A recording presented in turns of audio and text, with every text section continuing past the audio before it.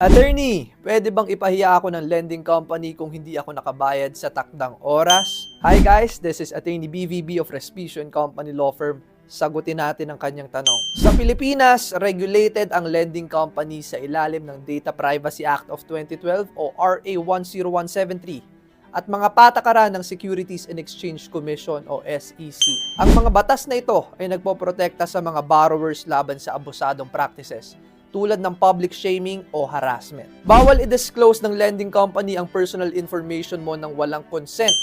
Kung ipinahiya ka nila, halimbawa sa pamamagitan ng pagpo-post ng pangalan mo o detalye ng utang mo, malamang na violation ito ng Data Privacy Act. May mga guidelines ang SEC na nagbabawal sa lending companies na gumamit ng unfair collection practices tulad ng harassment, threats at public humiliation. Kasama dito ang pag-post o pagkalat ng utang mo nang walang pahintulot. Kung ang lending company ay lumabag sa iyong privacy o ipinahiya ka, pwede kang mag-file ng complaint sa SEC o sa National Privacy Commission or NPC. Maaari ka ring humingi ng damages kung may harm kang naranasan dahil sa public shaming. Sa madaling salita, hindi pwedeng ipahiya ng lending company ang borrower dahil hindi nakabayad sa tamang oras. Kung gawin nila ito, may violation silang nagagawa sa Data Privacy Act at sa ibang regulations. Muli, ako po si Attorney BVB at laging tandaan, sa bawat problema, may legal remedy.